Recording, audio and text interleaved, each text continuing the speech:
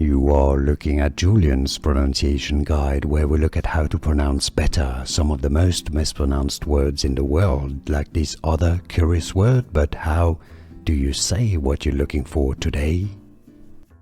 Let's learn how to pronounce this word from the Bible. For more biblical names, make sure to stay tuned to the channel. In English, this comes from Hebrew, Cherethites.